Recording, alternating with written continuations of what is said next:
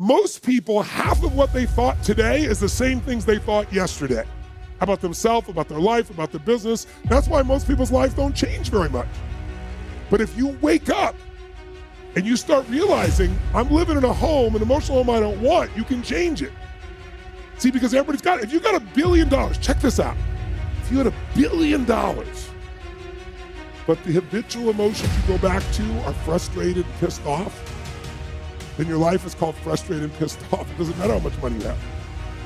Write this down, please. The quality of my life is the quality of my habitual emotions. The quality of my entire life is nothing but the quality of my habitual emotions. Whatever habits of emotion, wherever my emotional home is, I will find a way to get back there. And until I change that, I'm gonna have a problem. How many of you see people in some part of the world, in my country, for example, you'll see this in the middle of America where there's certain places that have cyclones all the time. Or maybe down in New Orleans or places where every few years you get a huge storm that wipes out everybody right on the coast there. But then 2 years later, it happens again. They rebuild, it happens again. How many have ever thought to yourself, why don't these people move? And why don't they move, guys? Because it's what they're conditioned. They call that home. I don't want to leave my home. It's what I know.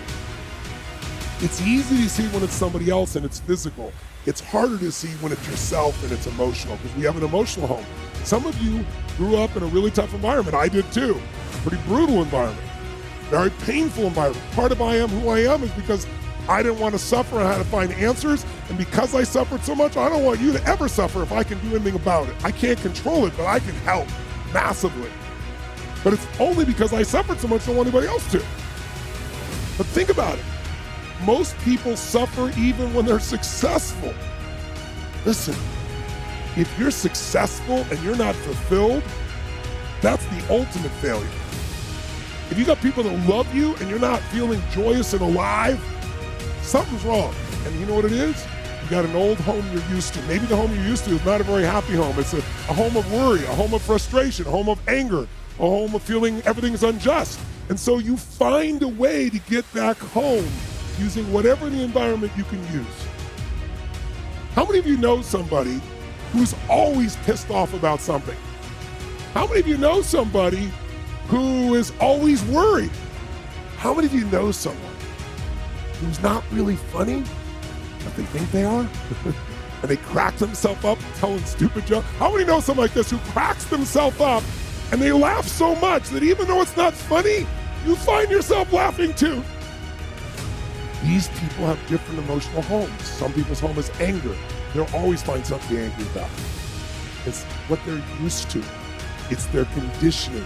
So even when the storm comes in and messes up their life, they go right back to that same shit. Wouldn't it be nice to upgrade your home, your emotional home where you live? What if you could live every day with a vast majority of the emotions you had were joy and gratitude and love and appreciation, even in the middle of COVID, even when somebody does something unjust, compassion, playfulness.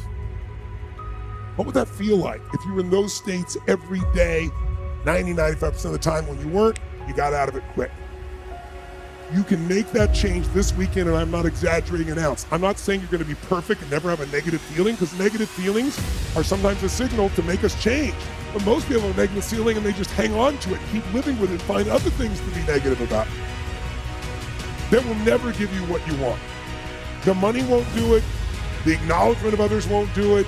Everything you think will do it will not do it. Only one thing will do it. You drawing a line in the sand and making the most important decision of your life that you're going to live in a beautiful state no matter what. Because life is too short to suffer. And we have a choice. Listen to me. Pain is sometimes part of life, but suffering is a choice. But for most of us, not a choice because we have the habit of suffering, being stressed, being worried, being frustrated, being pissed off. And because we're wired that way, that's the muscle we built.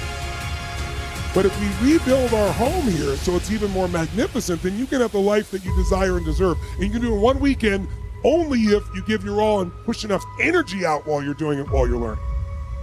Who's up for this here? So who's up for enhancing your home massively? Say aye. Aye. Say aye. Aye.